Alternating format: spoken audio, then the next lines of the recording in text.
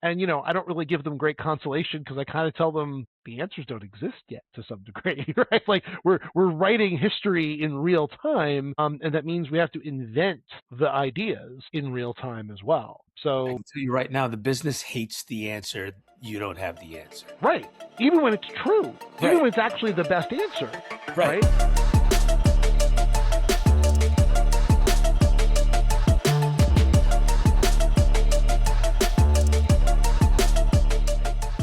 Alrighty then, ladies and gentlemen, welcome back to another episode of Privacy Please. Cameron Ivy here with Gabe Gums. Gabe,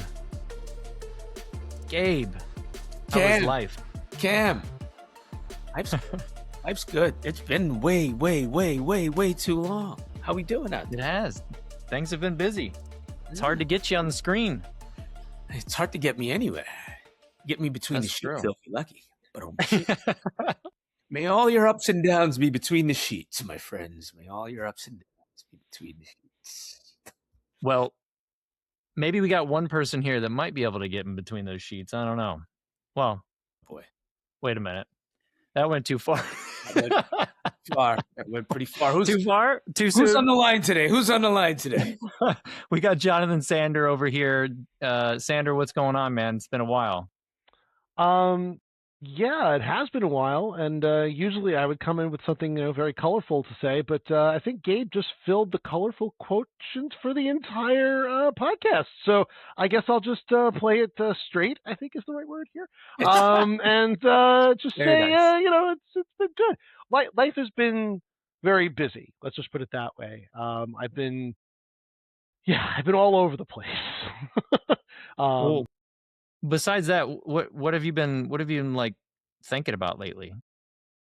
Oh, I mean, if I had to pick, everyone likes top 3 lists, right? So if I had to pick 3 things I'm thinking about right now a lot, the one thing I think about all the time is secrets, right? That's sort of the core of my entire career, and I still think about that a lot. And I just obviously exited, the NHI company where we were thinking a lot about secrets in specific contexts.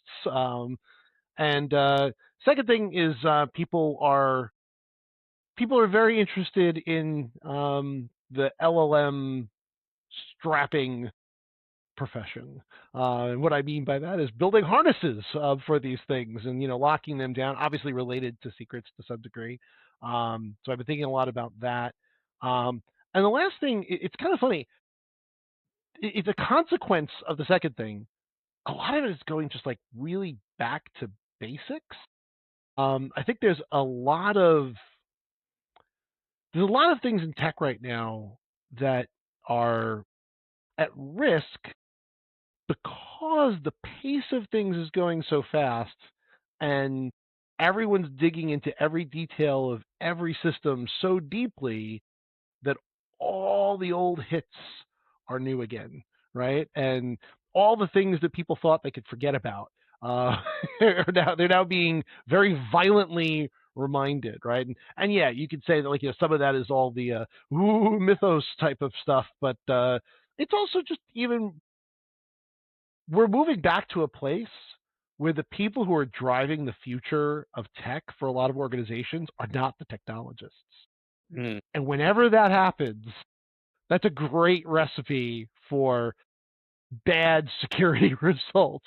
Sadly, but that is the case, right? So there's been a lot of going back to basics, trying to keep up with all the whack-a-mole of people standing up crazy systems, mostly AI systems, but not all, right? Not all. Probably a longer answer than you wanted, Cam. But there you go. That's what No. I've been thinking about.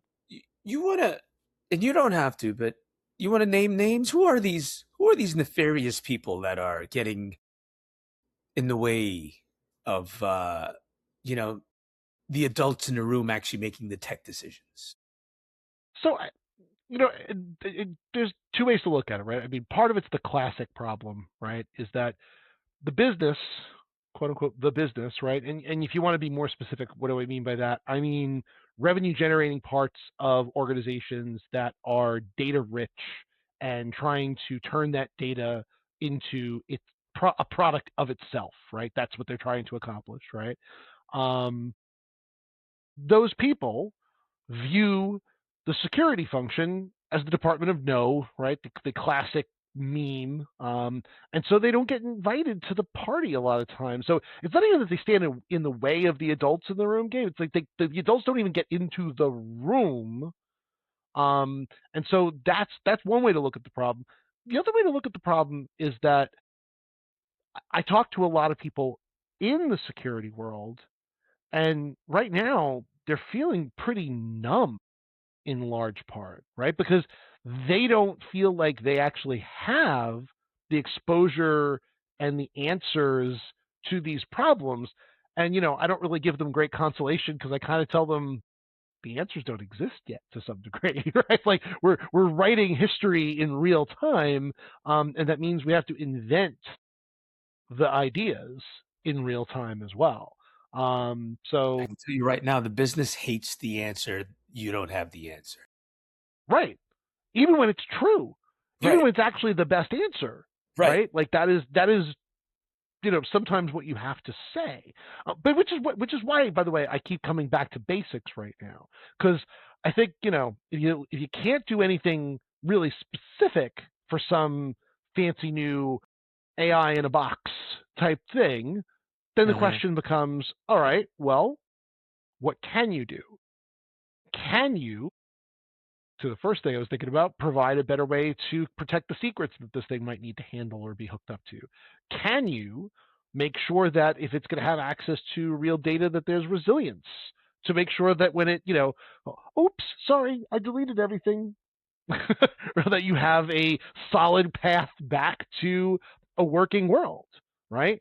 Can you be sure that the controls you put on the lateral systems that you might have are well executed so that somebody's finance AI bot doesn't go running rampant with accounting information that somebody forgot to lock down with the right kind of role management, right? These are sort of the meat and potatoes, right? Identity and security questions. And what I've counseled people with is, fine, you don't have some fancy answer for how the latest model in the latest harness for the latest business purpose is going to be secured in some really specific way that talks to exactly that scenario. But do you have all the other stuff taken care of? Because if you don't, that's the answer for now, right? That's the answer you need to go after. What's top of that list?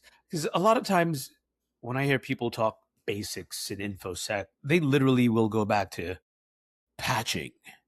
Mm-hmm. And I'm a firm believer that patching is still a necessity, but we've got this CVE problem that's only been made worse by AI. Like there's a billion CVEs now, but like 0.1% are exploitable, or 0.2% have actually been seen in the wild.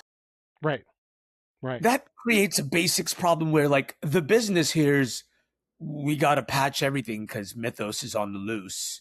But you and I know it's like, sure, but all the things don't all have to be touched and patched at the same. You don't have to touch all the things at the same time. I will agree with that.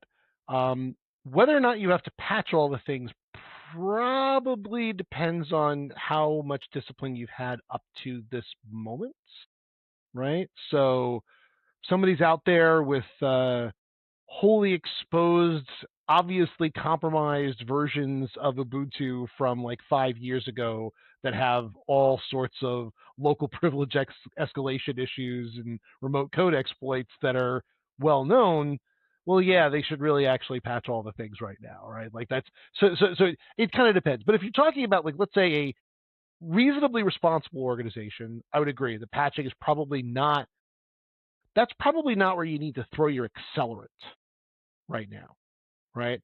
I think if you're looking for the places to throw your accelerants, right, I think those are basically the three places that I was talking about, right? Which, number one, it would be secrets.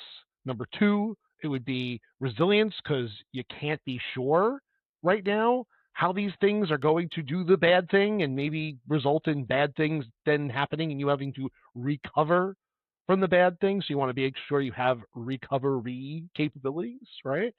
Um, and the third thing are those identity management concerns that will be with us literally forever because Yeah. it's relationship management and relationships change.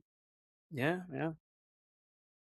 Have we ever, to what you guys are talking about, have we ever seen anything in history, um, with the way that AI is and the speed of things? Have we ever seen anything like this? Is this like, is there any way to compare where we're at in the state of cybersecurity and ransomware and all the things? I mean, the comparison that gets made most often is to like the cloud shift, right? And I know why people make that comparison because from the point of view of scale and how much it affects everyone and everything, it Hmm. seems comparable, right? But I'm actually team no, that we haven't seen something that's really like this.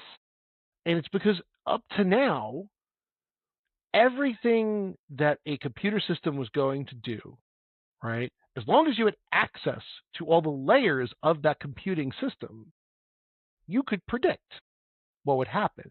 It might be really, really complex to do that, but it was theoretically possible. At this moment, introducing LLMs means that we can no longer say that, right? It is non deterministic, and that has real knock on effects to how you would approach doing security specifically, but even like beyond security, right? Even things like how do you build a system to handle all the combinatorics of how your application may behave if you don't, if you literally don't know how your application may behave. So I do think there is a difference in kind here that is very important. Um, and again, right back to basics. I don't necessarily think it changes the game. What it does is just it reemphasizes the importance of some of those fundamentals. That was Yeah, as your close to a point. sports metaphor as I'll ever get, probably. Just the way I put that. Gabe, what's your take on that?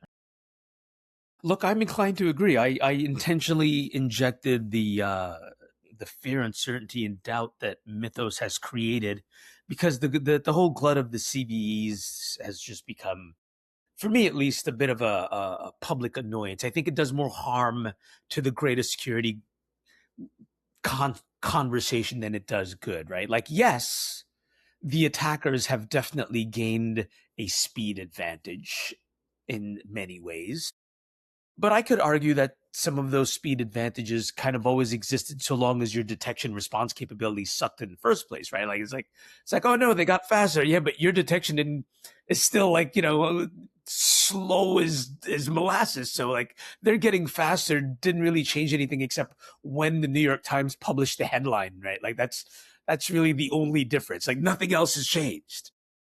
There are those that have been good, you know, citizens of the cyber world that, yeah, it's a real concern. It's a real concern. Have we seen similar moments?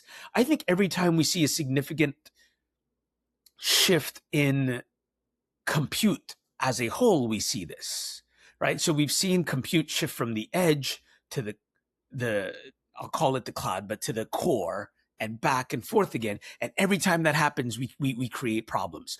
We push code out to the browser edge, and oh no, now I can manipulate input back to the server. Like we've been doing this for so long. It's like we're gonna learn this lesson one day, though, right? Like we absolutely will. And really, AI for me is it's kind of tugging in both directions. We pushed a lot of compute intelligence back to the edge, namely putting it in the hands of everyone. But we've also done the same thing back at the core. And so I think what Sandra's really describing is you kind of have this perfect storm. In fact, before we went live, or was it? I don't know, we were talking about cold fronts and warm fronts coming together to create hurricanes. And it's like that, right? You've got the cold front on this side and the warm front on this side, and it's hurricane season, baby.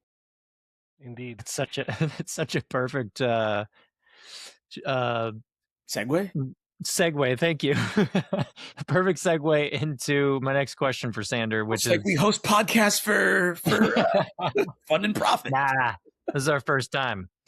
Sander, I saw a blog you wrote for Myota. Mm. Ransomware doesn't have to hit like a hurricane. Let's dig into that. I mean, I guess that kind of answers the first question. Like, where did the title come from? What made you come up with that title? And Yeah, well, it's interesting. So, I've been doing, I have an operational role at Myota now. People who pay attention to LinkedIn for reasons I can't fathom why you would, but if you do, I've been messing around with with Myota for years, and now I've moved into an operational role there. But it made me, obviously think quite a bit. And when I'm trying to stop thinking, what I do is watch YouTube. And though what I watch typically is like educational content, and I was watching and I saw this video from this channel called the B1M. If anyone's interested, it's a construction channel. They talk about construction projects, usually very high scale ones. They were talking about how New York City, I'm pointing to New York City, is planning rather to handle their storm surge issues in certain parts of the coast of Manhattan Island. And the way they're handling it is, instead of just building a wall, which is one way that places have handled it, they're actually building a lot of beneficial infrastructure for the communities around these areas of Manhattan that will act as a wall, right? Because the idea is that, like, if you just build a wall, I mean, it does the job you need to in terms of stopping the disaster, but it doesn't give anybody else anything good, right? It just sort of is what it is. Um, and the thing with the Myota product that I noticed, really, like, it's funny, as I'm getting more deeply involved, I'm noticing things I didn't realize before, is that it simultaneously builds a wall against things like ransomware and delivers resilience in general, right? But as on the way to doing it, it delivers better security results and does so typically by removing hard costs and all these other. And I don't want to get like pitchy, but like my point is that just like this infrastructure New York City is building, um, these ransomware attacks don't have to be about like bad thing happens, build wall, bad thing happens a little less bad, but in between you're just waiting for bad and you have a wall.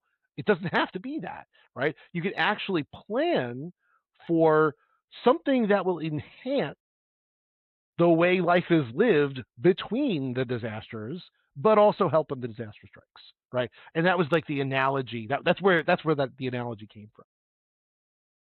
that's cool. I like that. Gabe, you got anything there? No, I think Sander summed it up rather effectively. I mean, it's a good analogy.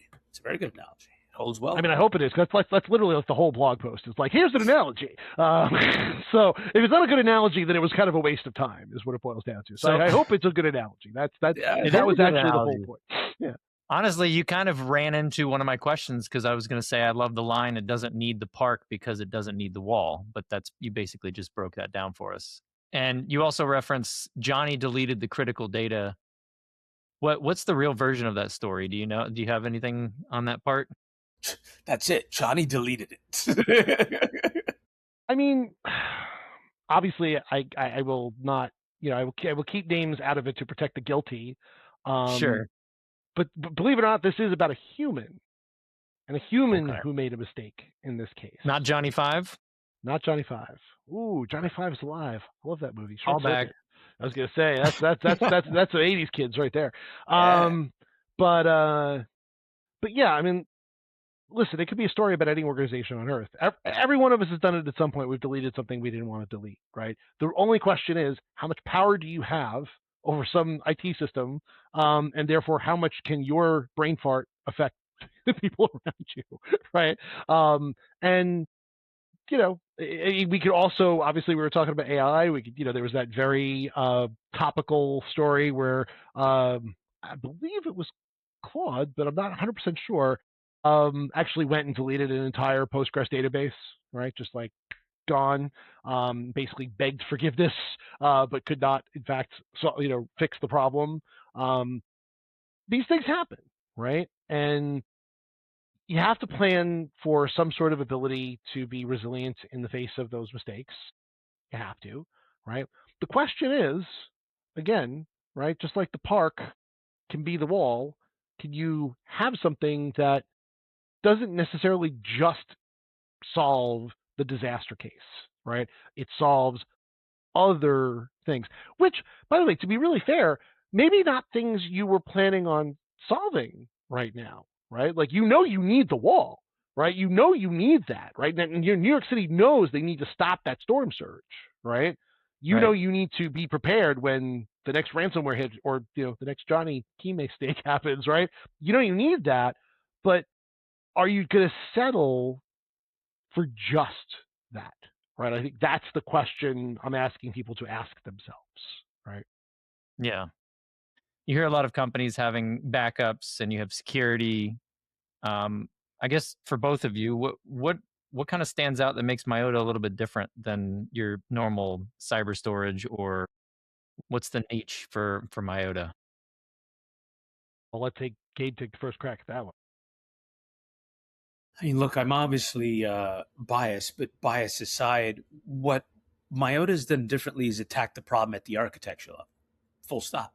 Because that's a lot of what's wrong with, and I say this in a loving way, speaking of 80s babies, right? Like, I grew up before the internet, and I was there for a lot of its creation. And we're still using a lot of what was created decades later. And so architecturally, there's a lot of cruft. We specifically, and I tell the following story too, right? Like, IBM, in partnership with a few others, created the first backup drive before the first hard drive. That's how long we've been thinking about resiliency. And that's the last time we've really updated our mental models on resiliency. And so if you forget all of the technological thing Myota does, the shard, the spread, the quantum resilient encryption, the air gapping, if you put all that aside for a moment, the primary thing it does is it updates the mental model on how we approach resiliency for today's problems. Anything to add, Sander? No, Mic drop. kind of. Uh, Yeah. well, you've been a busy man. You're doing a lot of speaking events. We can get to that at the end on some that are coming up in the future. If anybody wants to go see Sander and stalk him or anything like that and be weird. You wrote another He'll blog, give Sander. people any ideas. Well, yeah, that's fair. Sander shrugged like, let him come. He's like, I'm okay. Sander, you wrote another blog, why we need an AI agent taxonomy right now, Yeah. but we can't have one. Who was that through again? I was just through my LLC, 42 Notions, which any Hitchhiker's Guide to the Galaxies fans will know why my company is named that. But basically, it's interesting, right? A lot of the time I spend sort of in advisory work, both on the vendor side and on the, let's say, organizational side, is right now around AI agent security. There's no coincidence that the reason people are asking me those questions is that a lot of that centers around secrets and identity, and those are the two things I've spent a lot of time around. And of course, just recently out of an NHI company, all that jazz. But the blog, a lot of the times, and this is almost a quote for the blog, but I think this does tell you what the problem is. Like, a lot of the times when these conversations start, people will say things like, well, AI agents do blah, blah, blah, blah, blah, or blah, blah, blah, blah, blah, and as it applies to AI agents. And it really makes it sound like all the AI agents are kind of one type of thing, right? And to me, in my ears, the way that rings is if someone said, well, all the animals on Earth are, but can you really make a statement that would be sensible or educational in any way about all the animals on Earth other than the fact that they happen to be on Earth, right? Like, it's not like, AI agents all use AI, but that's about where you have to stop when you're comparing them in that group fashion. And by the way, if you want to convince yourself of that, right, just think about if you use almost everybody uses a chatbot in the browser at some point, right? And you ask it to do things like you have to ask it a question, it goes and searches for you, right? That is agentic, right? It's doing a thing for you on behalf of you, right? And so that's agentic, right? In some way, it's an AI agent. If you also use something like Cowork or like Claude Code on your desktop, especially now since the UI they actually made it really apparent when it's spawning sub agents and doing all these things and has all this access that basically is your access on your machine and everything it can reach from there. Clearly, the thing running on your desktop that can touch all your files and span out to dozens of agents that are also running on your desktop and doing all these things, that's got to be a different kind of thing than the thing that lives in the browser and maybe can search on your behalf, on someone else's system where it doesn't touch your computer at all, right? But those are clearly different things, right? And that's just the beginning of a taxonomy, as the blog is saying, talking about these agents. And what I really wanted, right, is I wanted to say, okay, here are all the types, right? I wanted to organize it literally into like, here are the families, here's the genera, here's the species, right? Like I wanted to do that. And I failed. I tried so many ways to like build a taxonomy. And by the way, open invitation to anyone who can convince me they could do better. I want to have this enough where I would prefer to be wrong and have my failure be, advertised to the entire universe that I failed, but this person is like, please solve the problem. I'm more interested in that than being right. Now, what's fascinating talking with Claude, my favorite person to talk to these days, with one notable exception, they, we did come to like some like ways you can kind of classify agents, like some axes, if you will, right, that you can use to do these things. But ultimately, right, it's definitely not a taxonomy, right? It's not like something where you can say this is exactly how it is. The dimensions, and I literally just brought up the blog so I could read them to you. I don't have them memorized. Just there were 6 of them, which by the way, you could tell that this was a compromise permission because I would never normally do 6 of anything. Even number is a terrible list. You always want an odd number. 3, 5, 7, 9, like just terrible to have an even number for a list. But I had authority, location, trigger, persistence, delegation, and tool reach, right? And in the blog, it literally says, and I will quote, right? If you take Claude Code on the desktop as an example, it has access to all your authority from your desktop. It executes in your location, right? Has multiple triggers, meaning you can tell it to do things, or it might do things on its own after you've told it, right? It can be resumable and persistent if you let it be. I have a Claude Code session running right now. And it delegates, right? It has its own internal delegation model to its subagents, and it has a lot of tool access, cross-domain tool access even, right? So that gives it a lot of different security surfaces to think about, right? And then if you take those things and try to apply it to the browser, you obviously come up with very different results, right? So that was the best I could come up with at that point. It still gives me, I've already used it, by the way, in conversation with people, and it still gives me a better result than when I was just trying to say, like, they're all different, right? Like, I actually, having some sort of dimensions to use has made the conversations more lubricated, right? And, like, gotten people to think the correct way. Mm-hmm. But it was all just really about this problem that I observed with the way the dialogue is. I'm almost compelled to take you up on that challenge, but the thing is, I know that you're a Jesuit, Brad, and if you can't come up with a taxonomy, I no fucking way am I like that's I would have activated your trap card. I too have studied Aristotle, my friend. There's not like Yeah. It's no, it's I What's will the not activate that trap card. I don't know if you dug into the hybrid agent part of it, using some, like, if no one's familiar with it, using someone's delegated access one moment, its own identity the next, Mhm. as like the hardest one to deal with. What Where are you actually seeing that? Is it just in Claude? No.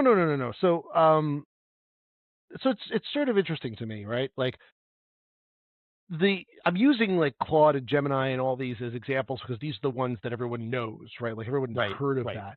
But that's really not where a lot of the conversations I'm having are centered right now. Right now, most of it is actually about how organizations are trying to build agents that are very specific in kind and purpose, right? So Mm, they're trying to okay. build things that are for them, by them, and it might use a model from one of those frontier providers as the LLM, um, but it will do a lot of different things. The harness that they build, right? Because again, there's another misconception, right? People say AI agents, and they're really focused on the AI part, right? The LLM.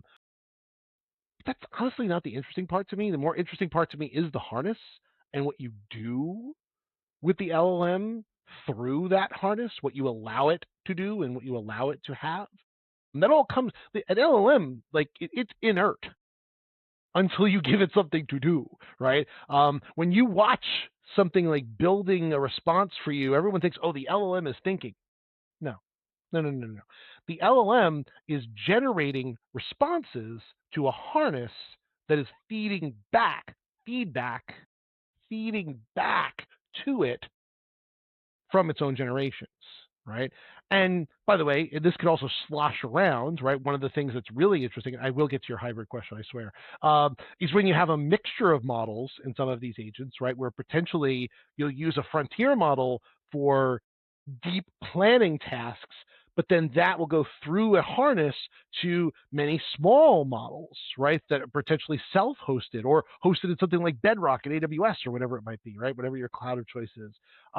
And that is where then some tactical stuff gets done, and then that feedback is given back to the larger model and sloshes back and forth. But again, the interesting part of that sloshing is the shore in between, the harness, right, that's making that happen back and forth. The reason I say all of that to answer the hybrid question is that the hybrid agent is actually the norm in those circumstances, right? Because unlike, like, if you think about like a Claude Code type of scenario, the hybrid nature of it seems interesting because it's an odd use case when it's swapping between like an on behalf of versus a for your benefit situation, right? In these agents that are being built by these organizations to be very particular in task, it's very normal for them to be doing that. And in fact, it's very normal for them to run as what I would actually call a true agent. And of course, everyone who knows I'm a philosopher is going to say, but no, true Scotsman's a fallacy. Yes, I understand. It is a fallacy on purpose in this case. The point being, though, that these agents, when I say they're true agents, what I mean is that like they're kind of like a travel agent once was, right? One of my favorite analogies right now is I tell people, if you have an agent, right, a travel agent, you might give them the capability to do some things on your behalf, but they don't travel with your passport. They don't literally pretend to be you, right? The other thing to think about, you call a call center, and that call center agent, right? Words matter. That call center agent, you call them why? Well, if you could go online and do what they could do to your account, you wouldn't need to call them. You call them because they actually have privileges that you Mm-hmm. don't have, that you can't have. And that access is not used on behalf of, because that implies you have the access to grant. You don't, right? It's used, the model I think of here is for the benefit of, which is not Mm. a thing that anyone talks about. I keep trying to make it a thing. But like literally, they are wielding power in systems that you don't actually have. And we can now go back to the AI agents and say, all right, well, what does hybrid even mean? Because maybe I'm talking to an agent that lives in Bedrock that does this sort of sloshing of things back and forth, and it talked to me for a minute, and it wielded some of my ability to go get certain data that I asked it to go get to put it into the mix on behalf of me. But then it went and did a lot of things on its own, completely with its own authority, right? Here's the hybrid part that you were talking about, right? So it switches to its own authority. Right. Then there's this third potential use case, and we could keep going, by the way. I could build out like 20 of these, but like the third general class is for the benefit of. It may assume power that neither you nor normally it would have, maybe even calling on a second agent. Ooh, fancy. but it's true. I've already seen this in the real world, where that is using, for the benefit of that task, some power that neither you nor that agent has, right? To do something in the system that it needs to happen. One agent calls another agent to make that agent do a thing for it, just like you call the agent in the call center to make it do something for you, or it, the person. Yeah, the pronouns get weird in these analogies. Like, It's getting deep, like that game where you can make a life of your life within a life, and you can keep making a life within a life. and now you know why I called it 42 Notions, right? Hitchhiker's Guide to the Galaxy. Ultimate recursion. The infinite improbability drive is the only way that we're going to get through traveling this. For those of you who know, you know, and you can laugh.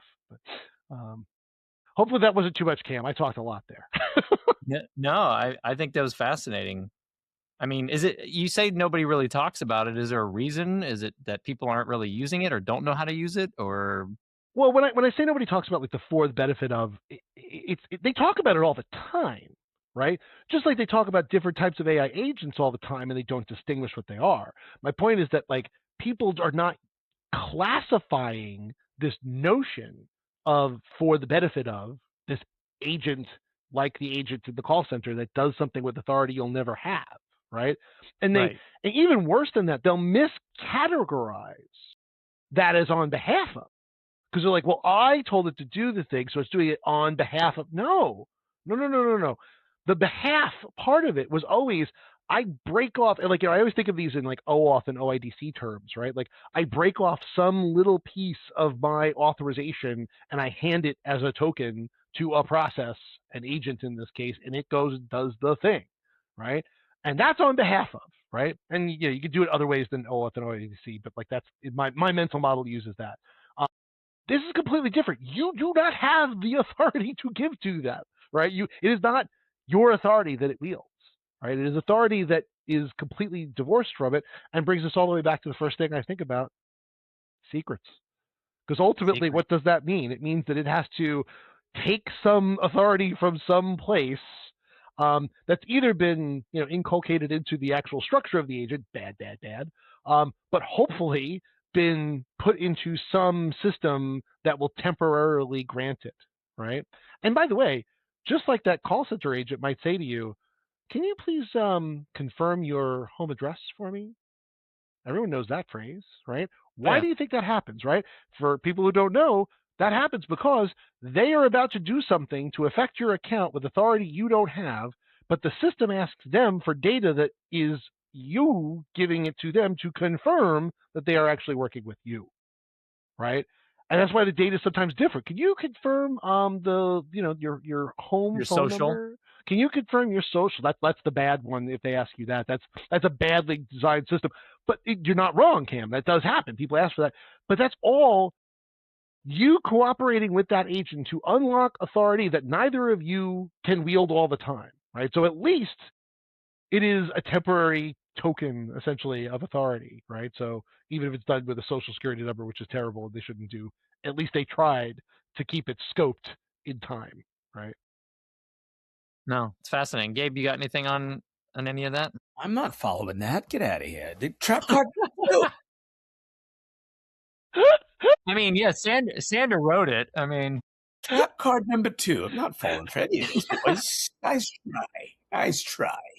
So Magic the Gathering just came out with a whole Marvel set of cards, and since people know my predilections, a house guest we had recently was very kind. They work at a gaming shop, and they actually get, speaking of trap cards, they got me a bunch of the cards for the Magic set. Of course, you know, good old Modoc here, who I always love, and then of course very timely, the next one here is you know, Doom, who we're about to see a lot of. But if you want to talk about trap cards, there's two good trap cards there for you. But Modoc and Doom, those are two cards you don't want to try to follow. I'll No, tell you that. no, not at all. Hey, related, unrelated. That new Spider-Man movie's coming out. What's your what are you doing? I am seeing it twice already. I've got two viewings down, so I'll see it Sunday and Monday. Okay. I'm particularly excited for my Monday viewing because one of my best friends from college and his almost adult son, which is just a psychotic thing to say out loud, they'll be traveling. They live in Virginia, but they were traveling through the area. They were always planning to stop here in New Jersey and like spend the night with us. But that evening, when they arrive, we're gonna go see Spider-Man together, and he's not as big a nerd as his son. So actually, me and his son are going to sit next to each other, and we're going to let him be on his phone. And we're gonna nerd out the whole time. So that's All right, so that I'm takes looking forward away to the second viewing more than the first already. You know. that takes away my my question. One of my questions is, what's the nerdiest thing about you? And I think we already have it. There's no one answer to that question. There's no one. Nerdy. We've activated yet another trap card. Yeah, I mean, nerdy.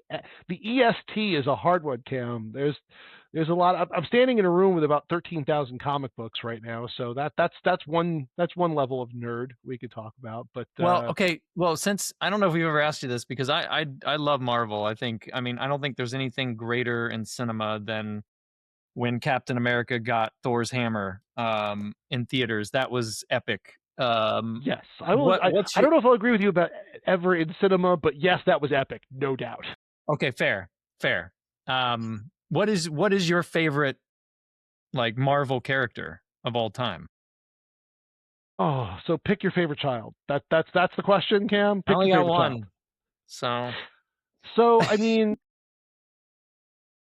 wow, that's hard. It's a lie every parent tells, by the way. You've pared it down to Marvel, so that's one helpful thing, right? I mean, if I had to pick a favorite, and I'll tell you why it kills me to say that. Let me rephrase it. What's your favorite movie that was recreated of your favorite Marvel characters? Oh, well, that makes it so much easier. Okay. So the character I was going to say was going to be Deadpool, because Deadpool and I just like there's so many notes that hit like between us, like mostly instantiation of the comics, but that movie premiered on my birthday. And so I actually got to go with a bunch of my friends. It was my birthday party, essentially. And I'll tell you, Cam, I've never been more nervous about seeing a movie because I love the character so much. And I was so nervous about like how it would be depicted. And before I tell you my reaction, I'll tell you this. Do you know how that movie got made? Do we have 90 more seconds for me to tell that story? Sure. So the short version. Ryan Reynolds is also a fan of the character. He's playing all sorts of things, and he gets an opportunity to come play Deadpool in the Wolverine Origins movie, which all nerds have just like taken a short pause when that movie gets mentioned, like moment of silence because and the version of him of Deadpool in that movie is terrible, but Ryan Reynolds is a schmuck, so he doesn't have any power. But after the movie, he's like, hey, listen, it would be so cinematic to make a Deadpool movie, blah, blah, blah. And basically the studios were like, I'm sorry, who are you? Yeah. So he builds a bit more of a career, says, hey, I'd really love to do this Deadpool thing. It's like, Ryan, you've had some success now. They know his name. But, you know, go back in the corner. We'll tell you what roles to take. Ryan waits. And then some of the comic book stuff builds up. He's got more juice. And basically, he goes to the studio and says, I want to make this movie. And they're like, fine, go make some test footage. And for those of you who don't know, it's basically like a preview, right, that you make for the studio, not for the world, but for the studio to prove to them this would be cool. Now, for those of you who saw the Deadpool movie, if you remember the part where he drops off the highway, lands in the car, and starts beating the crap out of all the bad guys with music playing, and it's all like timed to the music, and it's just like it encapsulates so much of what the film's energy was. That was what the test footage was. So he goes in, right, shows it to them, and they go. Then somehow that footage leaked to the internet. And somehow it just was timed to when the contract said that if they didn't take the project, Ryan would become the owner and executive producer of the material. It's almost planned. And then somehow millions of nerds like me went, give me this movie. Take my money now. Like, where is it? And they had to crawl back to him. And the result was the movie we got, which was basically created by fans, for fans. And it I mean, to this day, I have not had a more fun experience in a comic book movie ever, because it was just perfectly made for a Deadpool fan, right? It hit all Yeah. the right notes, right? Now there's some No, it was Deadpool fan out fantastic. there going, well, actually, you know what? You know what? If you're doing that right now, question your life choices. Like, have more fun.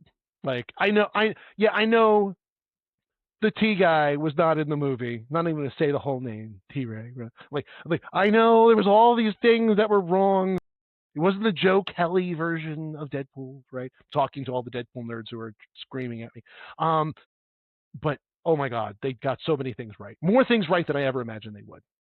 Way longer answer than you probably expected, Cam. But there you go. Good That answer. is my No, answer. that's a great answer. You can tell the passion, man. I love that. But yeah. Well, once we're I talking didn't. comics, you'll I get don't that. think I knew that about that either. A lot So of people don't. Yeah, it's sort of insider yeah, baseball. that's really cool. Before we let you go, uh, one thing our listeners should, one thing you want to leave them with about everything we've talked about today: backup exposure, agent identity. I don't know, resiliency, 50% reduction in cost. I mean, Deadpool versus, or Deadpool and Wolverine, which is a great movie. They did a good job with that, actually. They did. I actually agree. So if it is one thing, it's probably the notion of just like back to the basics, right? Because in the face Yeah, of all this AI stuff, I think a lot of people are just panicking and grasping for. I mean, frankly, a lot of stuff they probably don't need right now, because like there's so much stuff that's claiming to solve all these problems, and the problems are so ill-defined that we're not there yet, right? I just don't think we're there yet. But if you can convince your powers that be that investing in resilience, investing in good identity management, and investing in secrets management, especially right now, and that's the way to protect yourself from all this AI stuff, that will pay dividends. That's my belief. strong. Where are you going to be in the next couple months, speaking and stuff? Anywhere people can go see you? Um, so there's a partner webinar with our friends at Wasabi, a Myota, I should say, Myota and Wasabi webinar that's coming up, for sure. I'll be going to KubeCon. I don't know if we've confirmed a speaking slot there, but if you can't tell, I'll be talking, because that's just what I do. So like that will definitely happen. And a few more things, like I don't have it memorized. I have to look at my calendar. I didn't know you were going to ask me. But those are two things I can say off the top of my head, that I will definitely be at. Perfect. I'll get some more info too from you, and then I can always share it in the show notes, along with the two blogs that we referenced today. Make sure that Um, 42 Oceans one gets into the show notes for sure. yes, agreed. Gabe, you got anything before we end this thing? Some of my favorite people having some of my favorite conversations. Part of me is just sitting back, just smiling through it all. It's always a pleasure. It's always a pleasure to catch up with you both. Quite frankly, it's been too long since we've just sat down and shot the shit, as they say. And Yeah. so, yeah, no, I got Shocking nothing. language. I know. Yeah, that's the whole reason we spun up a whole other like series on the platform, was so that I could be a little more free in my language. But you're tuning in for the good stuff today, so here we are. But yeah, no, You that's should it for you me should tell me today. this shit in advance so I could play along. Come on. There you go. There you go. There it is. Both. I appreciate you both for being here, and we'll see you guys in the next one. Cool. Thanks, Cam. Thanks, Gabe.